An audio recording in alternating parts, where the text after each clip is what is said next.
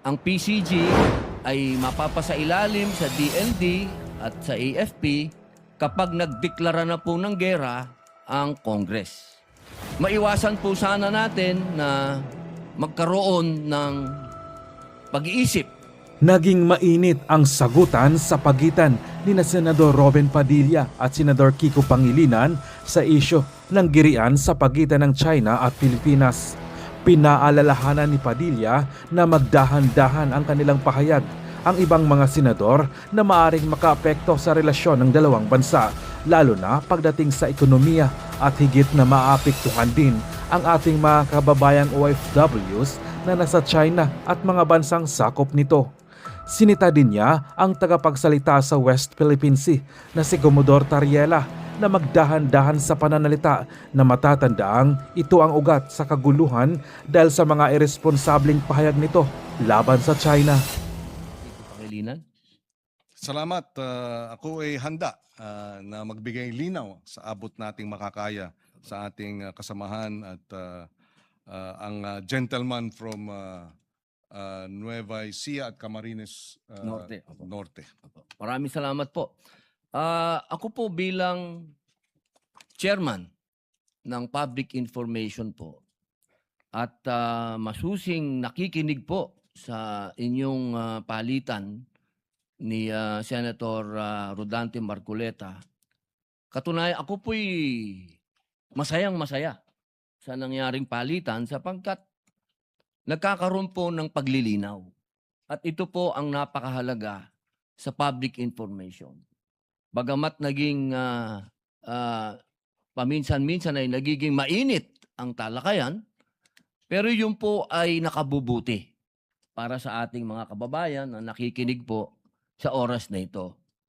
Ako po'y walang kaplano-plano magtanong, pero meron pong mga ilang bagay ang hindi napalawak sa usapin. Opo, katulad po, unang-una, nung nabanggit po ang suporta ng ating mga bayani na sa datahang lakas ng Pilipinas, ang kanila pong pagbibigay ng opinyon at komento at kasama na po ang Department of National Defense doon po sa pagdamay nila. Kasi sinabi po ninyo na nagkomento sila ng pagsuporta kay Commodore Tariela. Ito po ay kailangan nating linawin. Wala po akong sinasabi na may mali o ano. Linawin lang po natin. Sapagkat tama po ba ako kapag sinabi ko na ang Coast Guard, Philippine Coast Guard, hanggang sa mga oras na ito ay nasa ilalim ng DOTR? Tama po yun. Opo. Ibig pong sabihin, ito po ay civilian uniform personnel.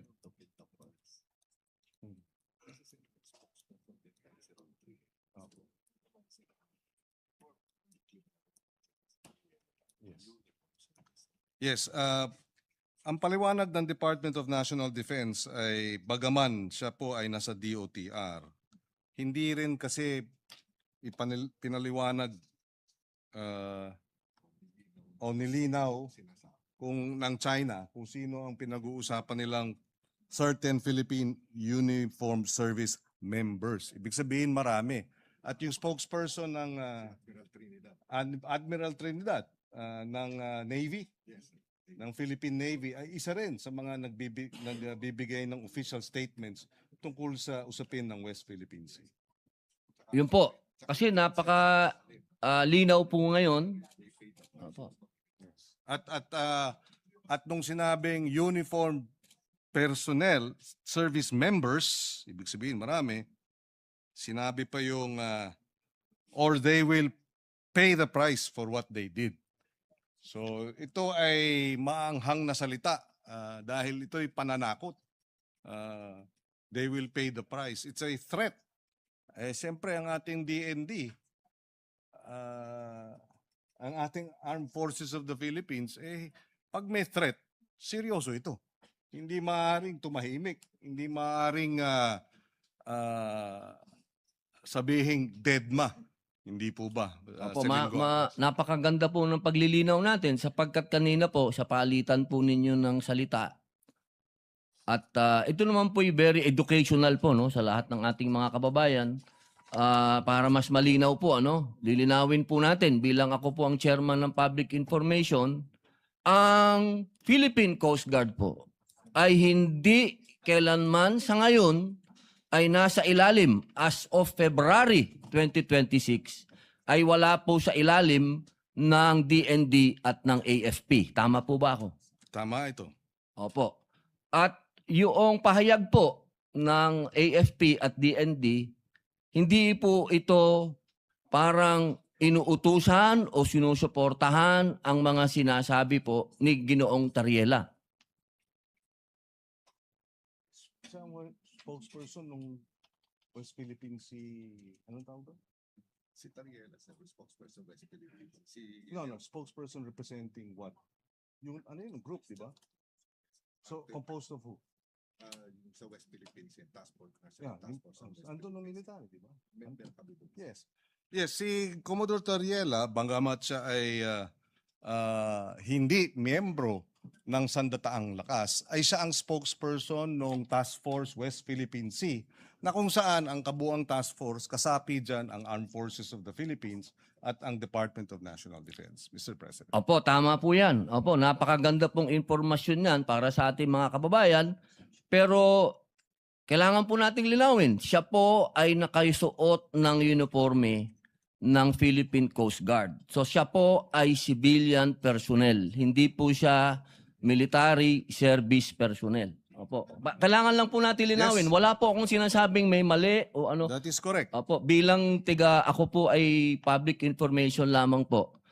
At sa atin pong RA 993, ito po yung patungkol sa Philippine Coast Guard, RA 993, malinaw po dyan, nasasailalim lamang ang Philippine Coast Guard sa DND at sa AFP wartime.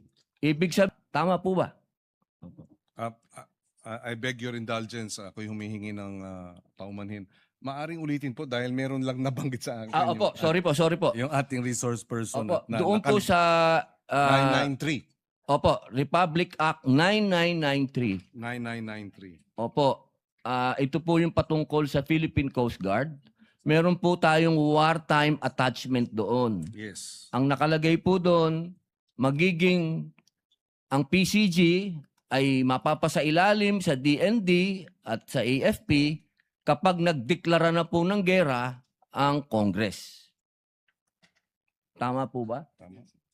Tama po yun. Opo. Gusto ko lamang pong linawin din sa ating mga kababayan, wala pa po tayo sa deklarasyon ng gera. Tayo po ngayon ay At naway hindi mapunta ron. inshallah. Opo. Maging maingat lang po sana tayo kapag sa mga ating mga pahayag sa inyo pong dalawa na aking mga hinahangaang senador.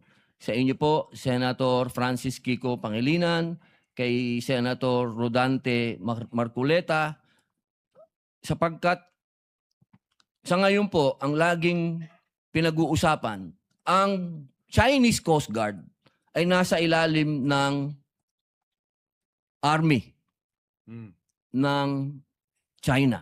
PLA. Opo. Maiwasan po sana natin na magkaroon ng pag-iisip na ang ating Coast Guard ay nasa ilalim na rin ng military.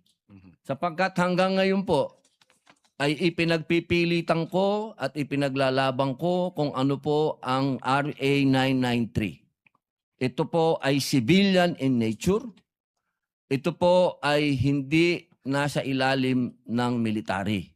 Sapagkat kapag nangyari po ito, napakadelikado po nito para sa usapin nito. Ako po, ang gusto ko po ay maayos ito ng usapan.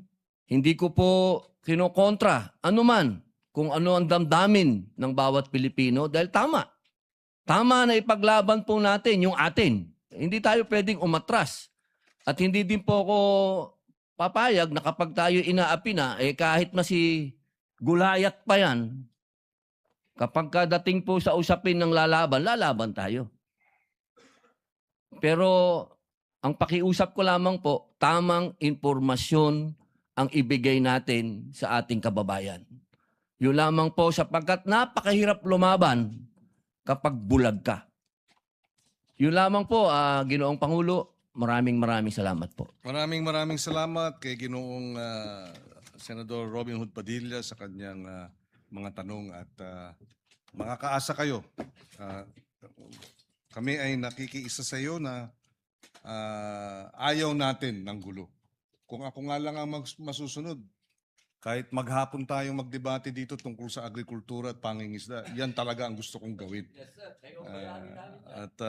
Ito'y nakita lang natin ang kahalagahan ng ating isinasagawa, kailangan nating gawin at tayo nagpapasalamat sa kanyang mga tanong, Mr. President. Majority Leader. Mr. President, kung papayagan niyo po ako, konting manifestation lang po in support of our distinguished colleague, Senator Pangilinan. Go ahead, you may. Yes, Mr. President. Mr. President, we're in all-out support in defending not only our sovereignty, but our defenders, those who defend the nation every day in the seas and in land, in the online, I'd say, winning the hearts and minds of the people. Kasi kawawa naman po sila, lalo na ating mga kawani ng gobyerno, na talagang tumatayo at ipinaglalaban ang ating karapatan, ating soberenya ng ating bansa, na hindi natin sila suportahan. So, Mr. President, when I was Senate President, we had come up with several approved resolutions. I'll ask